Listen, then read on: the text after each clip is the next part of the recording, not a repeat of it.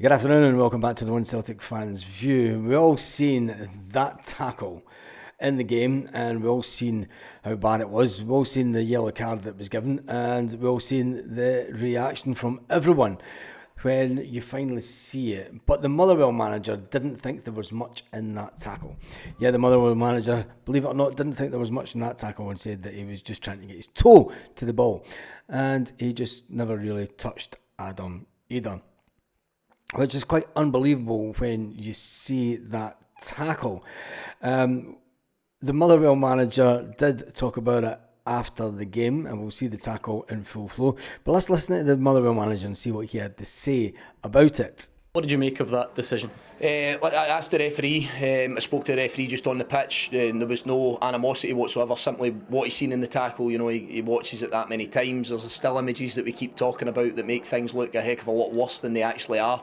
I think even when you see it slowed down, you could see that he's lunging, he's off as soon as he's off his feet and he dives into the player to make a sliding tackle, you know it's going to be a red card all day long, and especially with his studs up and the fact that he does roll his ankle. Now Adam Ida done really, really well to actually try and keep his run going, even though he must have been in some pain. But anyway, let's see what the Motherwell manager has to say about that. I think we can all see that Liam Gordon's at the very end of his stretch. I think Adam Ida's coming in as well at pace, and the referee spoke about the kind of hinge in his ankle when there was the contact made.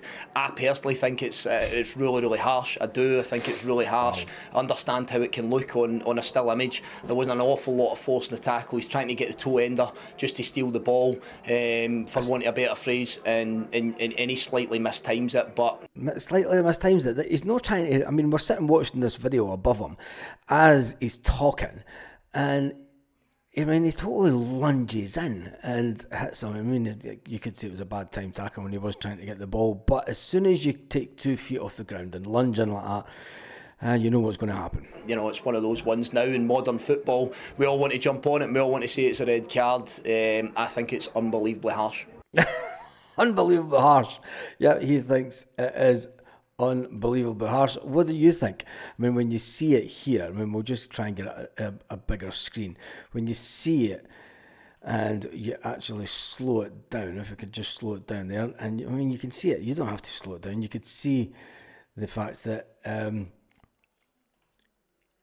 yeah, it was a bad tackle. Just get over it, Stuart. At the end of the day, Celtic still won 3-0. Brendan Rodgers thought it was a bit more comfortable than he's ever been at Motherwell away. He did make a few changes to the game. Austin Trusty managed to keep his place when Cameron Carter-Vickers came back. But Brendan Rodgers insisted, he says, it was a comfortable day at Motherwell, considering games that we've had here before, and they've been quite tight. He says, when you look at the summer signings, we brought in Austin Trusty, we brought in Arne Engels, who we managed to rest.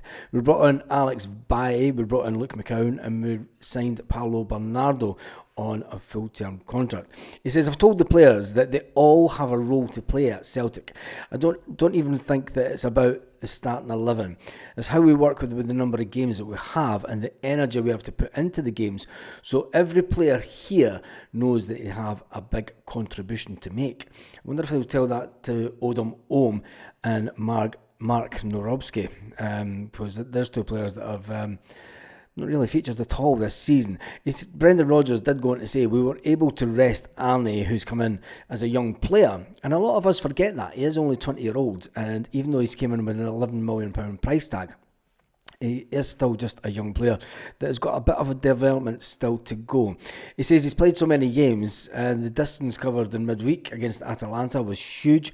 I'm obviously grateful for the club for allowing us to bring the players in that I wanted. And it was good to see that Callum McGregor was actually at the game yesterday and just didn't bother getting dressed, did he? That was good. But anyway, Callum McGregor is going to be out for Wednesday's game. Ultimately, we want him trying to get back for the weekend after. But Brendan Rodgers said he was absolutely delighted to go back to Motherwell. He says it was a big game. There was a lot of physicality. Motherwell away has always been a tough game. To finish it 3-0, Brendan Rodgers said, has been a bit more convincing in the end.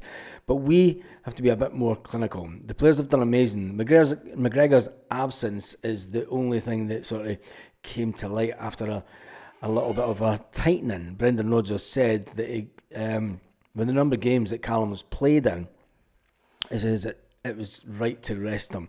Rather than take a risk, I don't want to put him out there and play today, and then if he stretches it, he could be out for a number of weeks. In his absence, Luke McCowan came on and started the game. Luke McCowan had a fantastic game as far as I'm concerned, and he scored a fantastic goal. So what do you think about the Motherwell manager's comments? And we'll just get that back on the screen.